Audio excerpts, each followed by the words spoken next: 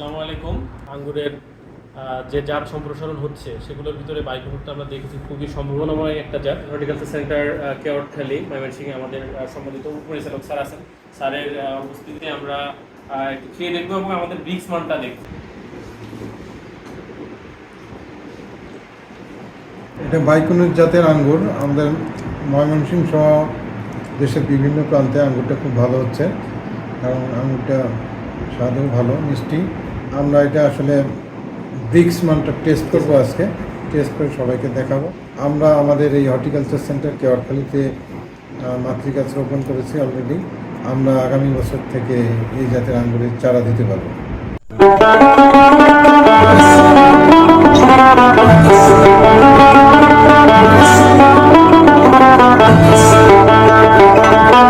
আমাদের কাছে রিফ্র্যাক্টোমিটার আছে, আপনারা দেখতে পাচ্ছেন। আমরা মিষ্টটা দেখবো। আমরা এখানে রসটা দিয়ে দিলাম, দিয়ে আমরা ঢেকে দিলাম। মেজার 13.8 আসছে। আমরা বলবো এটা মিডিয়াম রেঞ্জের।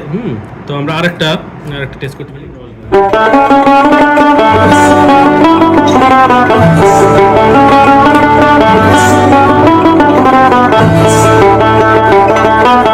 আমরা জানতাম যে বাংলাদেশে কখনো আঙুর হবে না, বাট এই আঙুরটা কিন্তু হচ্ছে আমাদের দেশে একদম সারা বাংলাদেশে এই আঙুরটা হচ্ছে।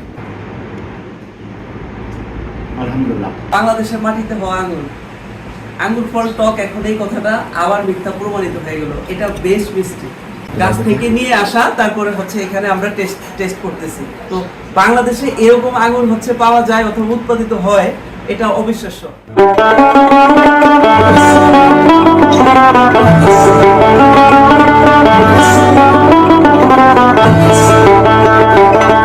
অবশ্যই এটা একটা সম্ভাবনাময় জাত এবং বাংলাদেশের আসপেক্টে এটার সম্ভাবনা অনেক বেশি, কারণ আমরা বিদেশ থেকে আঙ্গুরগুলো যখন নিয়ে আসি তখন অনেকভাবে আমাদেরকে সংরক্ষণ করতে হয়, কারণ আঙ্গুরের শেলফ লাইফ খুব একটা বেশি না। সেক্ষেত্রে আমাদের দেশে যদি আমরা উৎপাদন করতে পারি তাহলে আমাদের দেশের যারা গ্রাহক আছে, আমাদের যারা আছে, তারা সহজেই আঙ্গুরটা খেতে পারবে এবং আঙ্গুরের চাহিদা আমরা পূরণ করতে পারবো।